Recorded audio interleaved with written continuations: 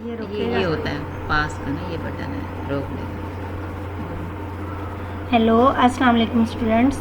जैसा कि आपको पता है कि कोरोना की वजह से हम लोग इस पे इंटरनेट पे आप लोगों की क्लास ले रहे हैं, तो हम उसका स्टार्ट करते हैं। आपको वैसे भी पता है कि क्या पढ़ाती हूँ मैं कॉलेज में, और अब जो आपका टॉपिक होगा वो है हमारे पास applied accounting. Subject applied accounting है और राइटर का नाम है मलिक खादिम हुसैन। ठीक है, और अब जो है बाकायदा हम अपनी क्लास का आगाज़ करते हैं। नाम आपको मेरा पता ही है, तो सबसे पहले मैं अप्लाइड अकाउंटिंग के बारे में आपको इंट्रोडक्शन कराती हूँ।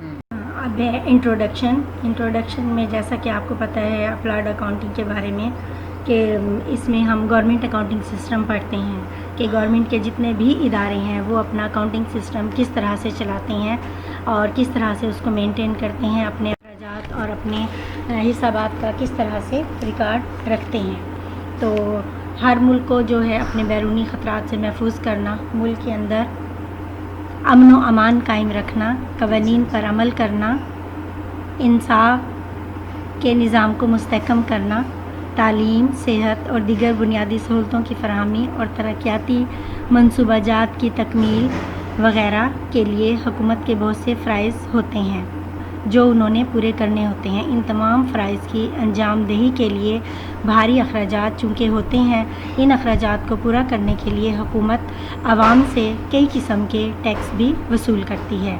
हुकूमत के हर महकमे की ज़िम्मेदारी है कि वो अपनी आमदनी और अखराजात के इंदराजात और मुस्तकिल बुनियादों पर इनके रिकॉर्ड को मुरतब करने के लिए अकाउंटिंग का एक मरबूत निज़ाम कायम करे।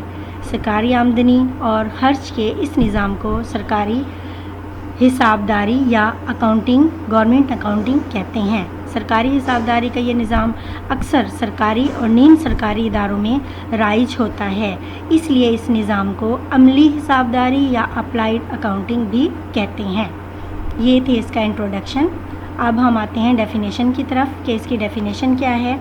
Definition: to record, classify and complete the results of transaction relating to receipts and expenditures on behalf of executive government, यानी सरकारी इंतज़ामिया की आमदनी और ख़र्च से मुतल्लिक़ा लेन देन को दर्ज करना, दर्जाबंदी करना और मतलूबा नताइज अख़ज़ करने के अमल को गवर्नमेंट अकाउंटिंग कहते हैं।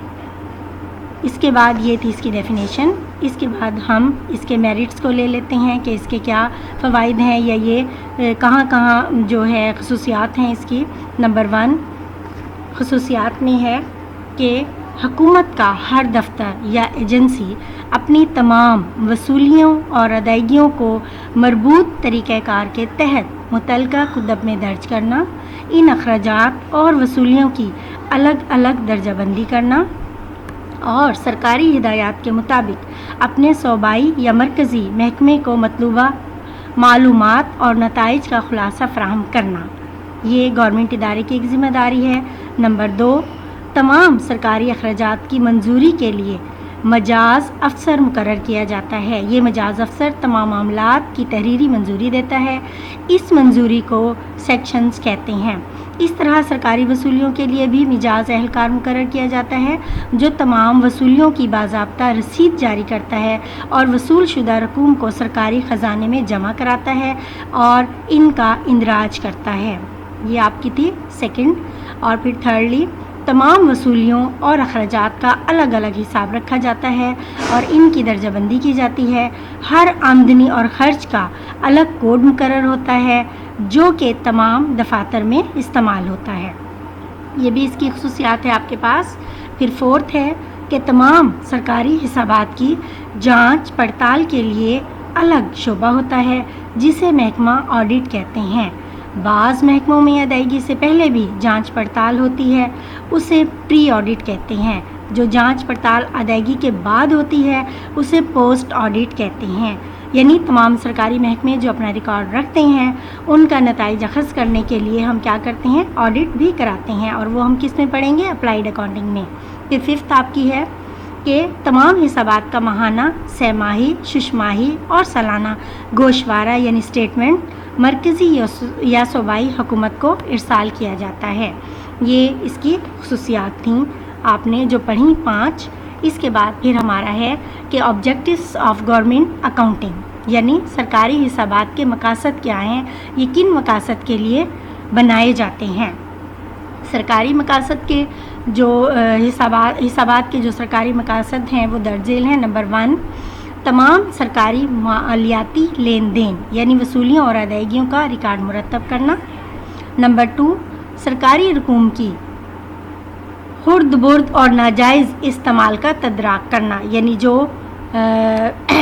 محکموں نے بے ایمانیاں کی ہوئی ہوتی ہیں، خرد برد کیا ہوا ہوتا ہے، غیر قانونی کام کیے ہوئے ہوتے ہیں، وہ ایک آڈٹ کے ذریعے ہم اس کو پھر نتائج اخذ کرتے ہیں اور ان کا تدارک کرتے ہیں۔